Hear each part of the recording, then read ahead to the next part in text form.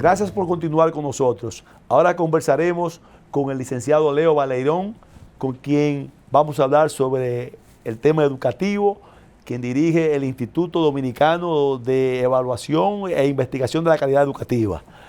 Lógicamente, en un país como el nuestro, que gracias a Dios ya hace unos años contamos con un presupuesto, por lo menos desde el punto de vista presupuestario, vale la redundancia, adecuado para poder pensar en una educación con calidad. El instituto que usted dirige o en la cual usted viene elaborando, esencialmente es un organismo técnico, ¿verdad, licenciado? Sí, así es, pero antes que nada agradecerte la invitación. Realmente es la primera vez que vengo a compartir contigo y realmente para mí es muy interesante poder siempre compartir las cosas que hacemos en el instituto. Sí, efectivamente nosotros somos un órgano descentralizado del Ministerio de Educación. Es la única organización que está dedicada exclusivamente en la educación preuniversitaria, exclusivamente a todo lo que tiene que ver con la investigación y la evaluación de la calidad educativa. Esa es nuestra misión, esa es nuestra función, y nosotros venimos haciendo ese trabajo desde el año 2008.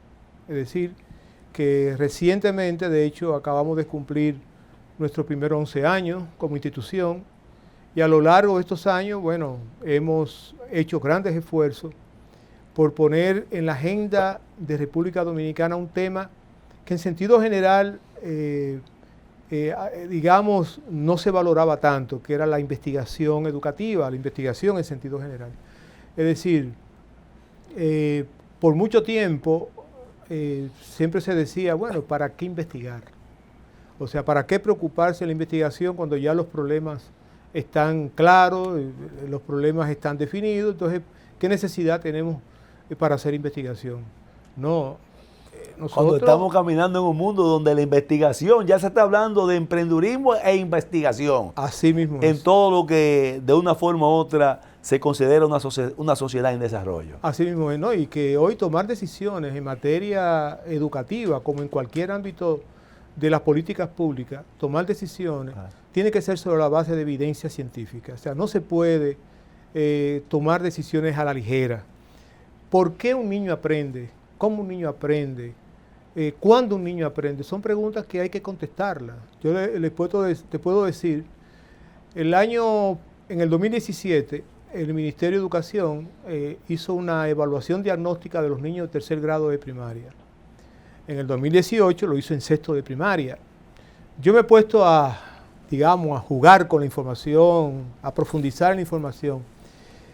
¿Y qué datos yo encuentro? La evaluación que hizo el Ministerio de Educación permitió, es una evaluación censal, por tanto todos los centros educativos públicos y privados participan de ese estudio. El Ministerio recogió información que le permitió organizar las escuelas por quintiles socioeconómicos. Bueno, uno lo que espera, y la evidencia internacional lo pone así de relieve, es que el quintil socioeconómico, la variable socioeconómica, posiblemente es la variable que mejor explique por qué un niño aprende. Lógico, un niño de una familia del quintil socioeconómico 5, es decir, de una familia que tiene recursos económicos, y eso le permite acceder a una serie de beneficios, de bienes inclusive, es una condición propicia para que el niño aprenda. Ahora, ¿qué yo encuentro en los resultados? De pronto encuentro que hay un grupo de escuelas del quintil socioeconómico 1, o sea, del quintil socioeconómico de menor ingreso, pobre. Sí. Y todavía más, sigo buscando, y son escuelas, todas, la mayoría rurales aisladas, en menor medida rurales turísticas y rurales, propiamente dicho. Y me encuentro que hay un grupo de escuelas, 48 escuelas en sexto grado, 27 escuelas en tercer grado, que los resultados en la evaluación de sus niños están por encima de los resultados de la evaluación de los niños del quintil 5. ¡Wow! Y todavía más, me encuentro que hay... O sea que ahí se rompe totalmente el esquema de análisis si se toma en cuenta esa parte. Exacto, y encuentro que hay 21 escuelas que tanto en tercero como en sexto grado los resultados de los niños son más altos que los niños del quintil 5. ¿Será ahí entonces que hay, han ustedes evaluado si se debe a una participación de los educadores de mejor nivel, de los profesores de mejor nivel? De hecho, o si hay una formación quizás hogareña en esos lugares rurales. Mira, las hipótesis son muchas. Son inclusive estamos acercándonos. Pero le han dado resultados, algunos resultados. ¿Qué cosa encontramos? A nivel de formación, los maestros tienen la misma formación que los otros maestros. Okay. Pero los niños tienen menos distracciones. Eso es un punto. Los niños tienen menos distracciones. Están más los enfocados. Niños están más enfocados en su escuela. Y hay maestros altamente motivados. Altamente motivados porque los niños aprendan, porque la situación de pobreza es como que la situación de pobreza termine con ellos, que ellos puedan seguir avanzando. Sí, es. Eso es un factor importante a uno entender que, bueno, es verdad que el nivel socioeconómico sigue siendo una variable importante, pero nos dice a nosotros, sí, pero hay esperanza. Si yo tengo una escuela, yo siempre he dicho esta frase: no hay peor situación que un niño pobre o una niña pobre estudie en una escuela pobremente gestionada, porque su realidad de pobreza aumenta. Sí, ahora, si la escuela... Sí, porque las expectativas entonces irían en consonancia en seguir en la pobreza. Así mismo es. Sin embargo, si la escuela está ricamente gestionada, es decir, hay maestros motivados, hay maestros interesados, hay niños que quieren, que valoran la educación, entonces uno tiene esperanza de que realmente esos niños, aún en las condiciones de pobreza, aprendan.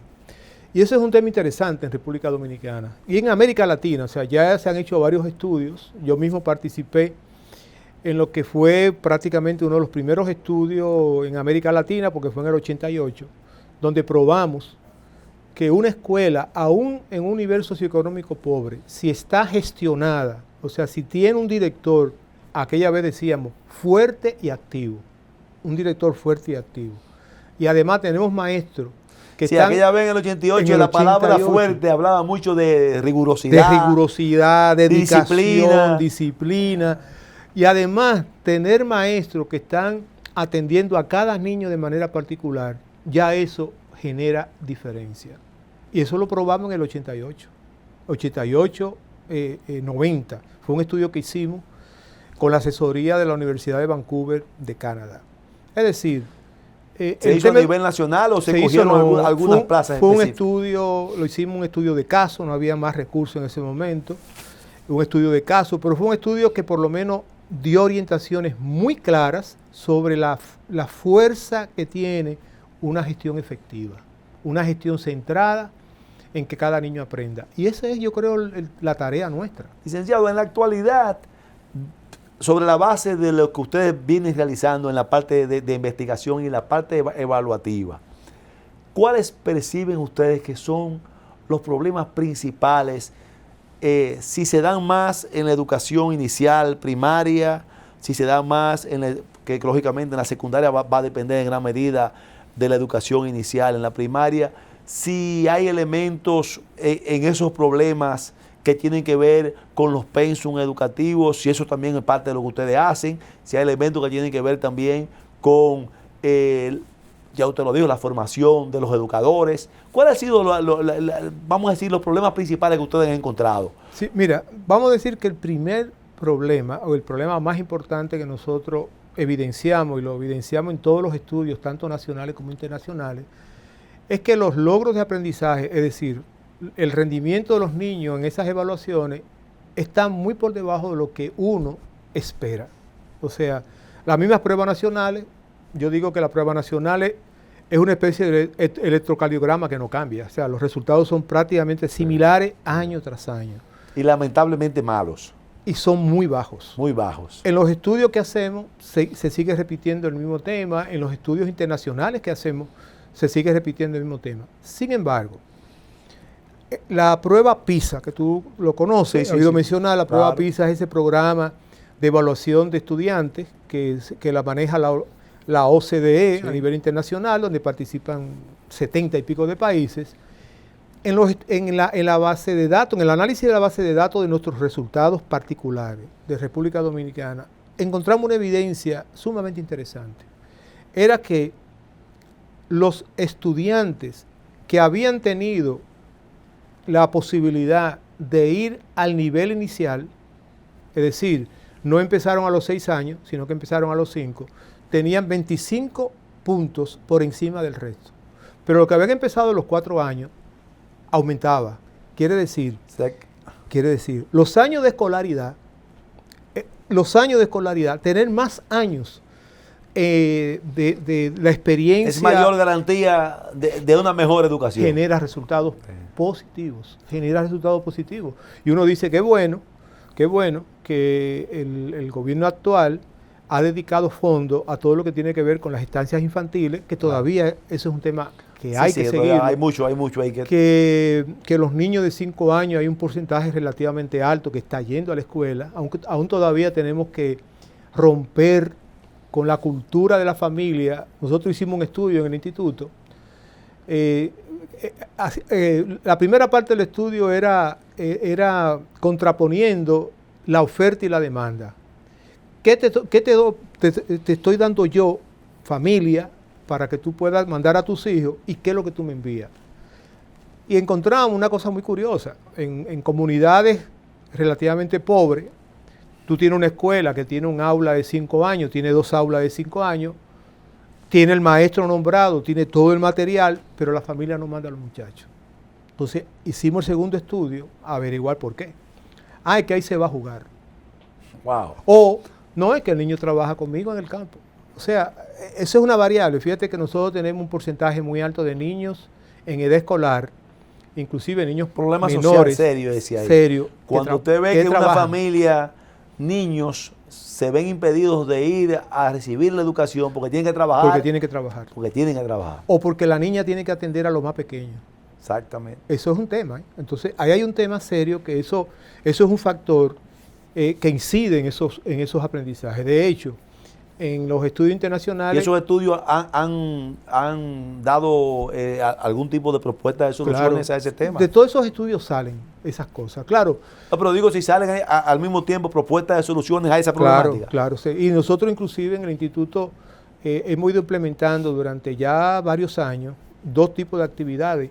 Tenemos un congreso donde se presentan los resultados, donde se llevan las discusiones, donde se plantean soluciones, y hacemos lo que llamamos mesa de debate, donde invitamos ya sectores específicos que tienen que ver con las políticas públicas para poder encontrar soluciones a esos temas. Pero fíjate otro factor que de alguna manera explica los resultados. Los resultados son cada vez más pequeños, más bajos, en la medida en que el estudiante tiene más edad. Quiere decir que la sobreedad, sea porque entraste tarde a la escuela, o sea por el otro factor de repetición, atenta contra los aprendizajes. Ya nosotros hemos podido evidenciar. Bueno, pero es hasta uno a veces, hasta en cosas normales, uno se ve como un niño con menor edad tiene más facilidad de involucrarse con muchas cosas y de aprender mucho más fácil que uno que tenga mayor edad.